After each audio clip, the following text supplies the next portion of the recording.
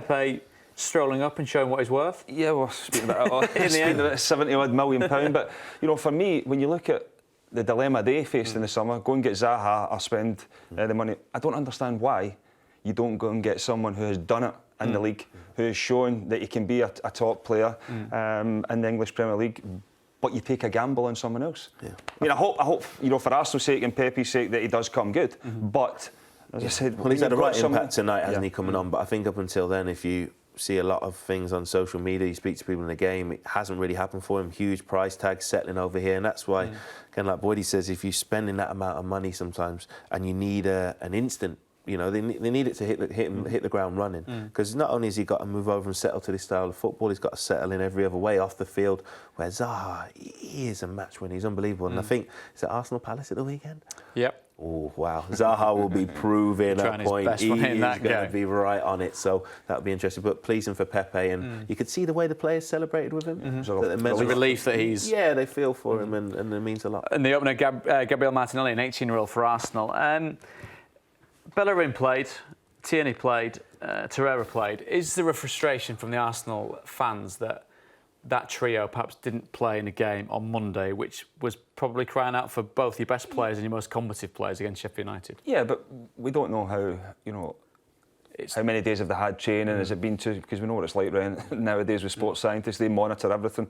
Whether it's right or wrong is another debate. I could go on about that all night, but I think, listen, Arsenal know as a football club what's right for those players. I think pleasing for Arsenal tonight, obviously came on Monday night as well, but to have Lacazette back playing, I think he's a real asset to them.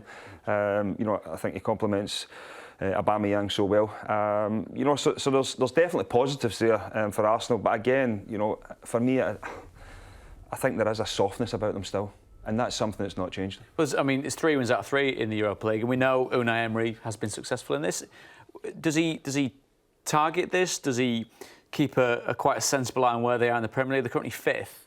It's not obviously a million miles away from where they want to be, but is this what we're looking at, a very good chance of them for silverware? Yeah, I think if they're beating Sheffield United, they're 1 point off Manchester City, so they'll probably be believing as an Arsenal team. This is, Manchester City and Liverpool, you'd say they're nailed on. They're gone. But with the Chelsea situation, with Tottenham, what's going on there, Leicester obviously looking good, they're probably thinking we've got to keep looking at the league to get back in the top 4, because getting back in the Champions League is huge for them. But at the same time, blooding a lot of youngsters in this competition. Arsenal have traditionally done that in the League Cup, doing it tonight. So he does want silverware, as you say, he's won it before, and you do want to win things. So I think he's trying to get the balance right. But again, it seems that this is the model they're going with in this competition. And I agree with Boydie with the fullbacks. It must be coming from in-house. This is the return to play. This is what we're following, and we're going to take our time getting them back. Jose Mourinho was in the crowd watching. I know it's in London, it's relatively close. Is that all we maybe resign his next job? I think he'd be a great fit for Arsenal, to be honest. I really, really do. I mean, I think, when you look at Emery, there's not really much change from Arsene Wenger. I think if he's obviously there for a reason. Maybe just taking in the game, we never know. But guys like that don't go to games just for the sake of it. For the love of the game. For the love of the game, you're right. But I think Jose Mourinho would be a fantastic fit for Arsenal. I think they're a club that does need a major overhaul, and he would be the man to do it for me. Someone that doesn't fit at this moment in time seems to be perennially Mesut Ozil. Again, not around the squad. It seems to be something that we discuss on this programme on a weekly basis. The last time I was down, we had the same discussion. For me, I think he's too good a football player for the guys that's beside him. I think he's a step ahead. He sees things. For me, when he's taking 1, 2, 3 touches, waiting and people moving, and I know, the Arsenal fans criticise him for, what rate and stuff like that, but, he does deliver. I just think it's a hard situation, though, to deal with, because he's on such a long contract. His age is 30 plus, isn't he now?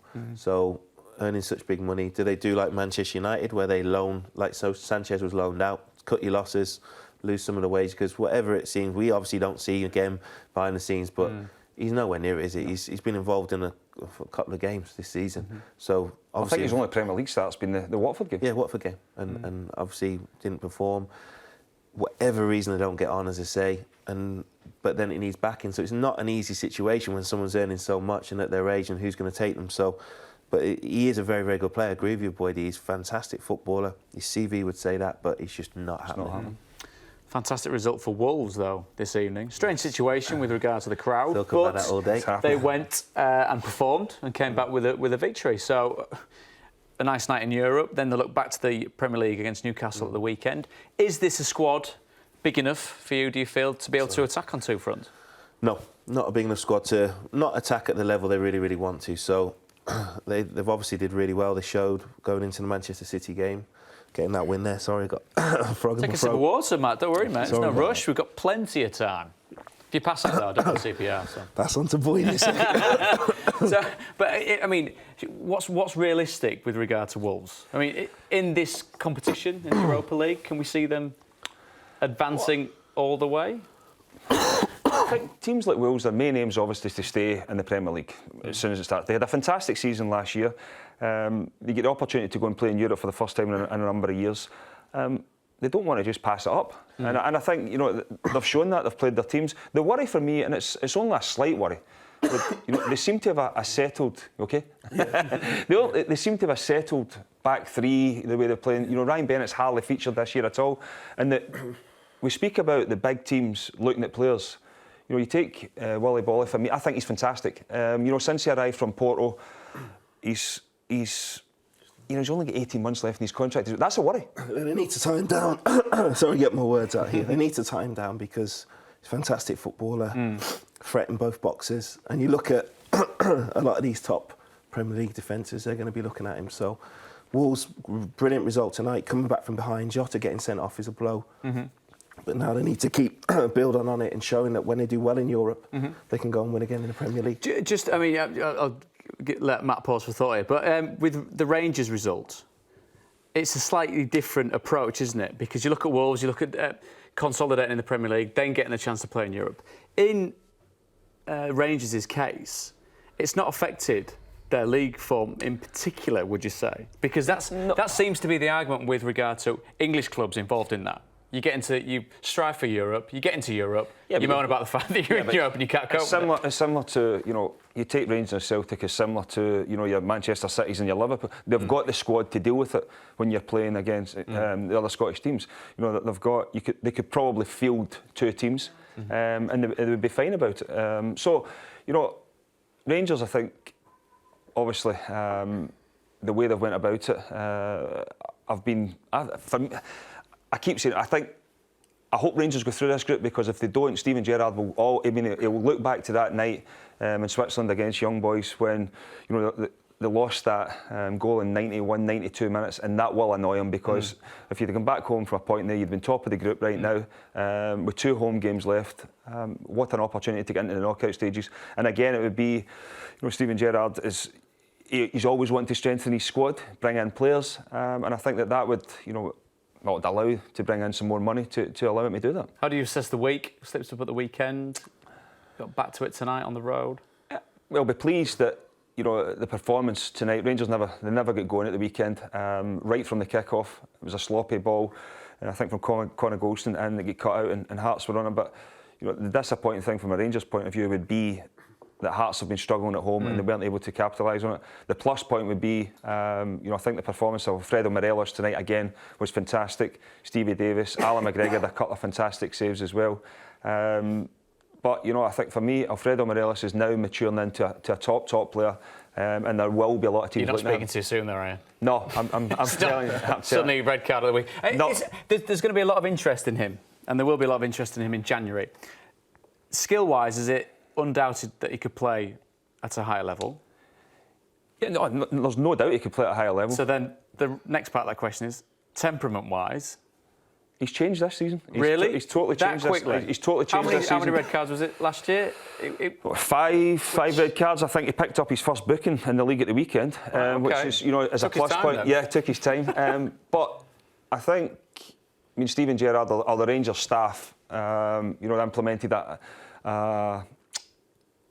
a fining process that, if you're picking up yellow cards or red cards, and from what I'm led to believe, it's a hefty fine. And I also, I've said it numerous times that I think now with Jermaine Defoe, they're pushing him, he's learning from him, he knows if he doesn't perform or doesn't stay on the pitch, he's going to lose his place. But, you know, for me, he's been fantastic this season. Another fantastic finish tonight. And he is maturing into... Could he do it in the Prem, though? Definitely score goals, you think, in the Prem? And what would it cost? It's a difficult one. Good question. What would it cost? Well, it'd be anything upwards of 15 million, I would imagine. Yeah. Because, as I said, he's done it now for there's a lot of people, and myself included. You know, even last season, the discipline thing was a major issue for me. But as I said, this year he's been fantastic, scoring goals. I mean, I think what was that? 16 and 15 starts already. It's brilliant. Yeah. You know, it's finished tonight was top draw, wasn't it? Great touch. I thought he was going to go first time. Then as a keeper, you think you can get on him, but a touch and then the finish. So usually the big daft goalies come out and dive at your feet, and you're able to put it past them. But the way he is just a natural finisher, isn't he? And you say he's channeling that aggression, isn't it? Where don't get wound up and get sent off and cost your team, because he did cost them last season. Getting it just right where you need to play on the edge, a bit like Wayne Rooney used to, I think, when he gets it just right. Getting wound up is the right thing, isn't it? This season, though, Rangers. Have they got what it takes to finally bump Celtic off the perch? Level on points, it's going to be close. Same goal difference. It's going to be close, I think. You know, for me, I said that a number of weeks ago that it would come down to the old firm games. Well, when you look at the last couple of weeks, that's not been the case. You know, Celtic obviously dropping points against Livingston and Hibs, and then Rangers getting beat from Celtic and drawing against Hearts at the weekend. But I still think whoever comes out on top over the 4 Old Firm games of the season will come out on top. Well, Neil Lennon called the game against Ross County at the weekend the best performance of the season so far. Lazio tonight beating them. That must run it pretty close. Well, I think from what Neil Lennon had said at the weekend, it was the most complete performance. You know, having read the reports and seen the high scoring 6 is a pretty good and seen the reflection on the game. But Ross County were lucky to get away with 6. Wow. You know, I think that the amount of chances that Celtic created, a plus point for them would be young Frimpong at right back as well. Got him from Man City. Looked terrific. Pace up and down that wing. You know, he looks a real asset find as well. You know, Odsonne Edouard for me is a top striker as well. But, you know, Celtic have got... I mean, Ryan Christie's been suspended. He was suspended at the weekend, came back in, scored a goal tonight. But, you know, behind Elyounoussi on loan from Southampton, James Forrest, Callum McGregor, you know, they're a strong outfit. What about Forrest and McGregor? Will you see anyone coming from the Premier League maybe bidding for them? Oh, obviously, it was well documented, I think, that Leicester were after Callum McGregor in the summer. But, you know, Celtic obviously chose to sell Kieran Tierney. They were never going to sell both of them. I think James Forrest now will be a Celtic player for the rest of his days. Brendan Rodgers or someone could maybe lure him away. I think he's settled. I think he's you know, he's a quiet guy, head down. You know, from what I don't think he's on any social media platforms. That he turns up, he does his work, goes home, and he's been terrific for a number of years now for Celtic. Callum McGregor, on the other hand, he could be one that does move. I think, you know, if Celtic are looking to, you know, that's what they normally do. You know, sell one of the players. So, I mean, for me, it'll be Odsonne Edouard or Callum McGregor that will be the next ones to go on. But there's obviously there's rumours as well that Callum McGregor will be signing a new deal, so that might stop that as well.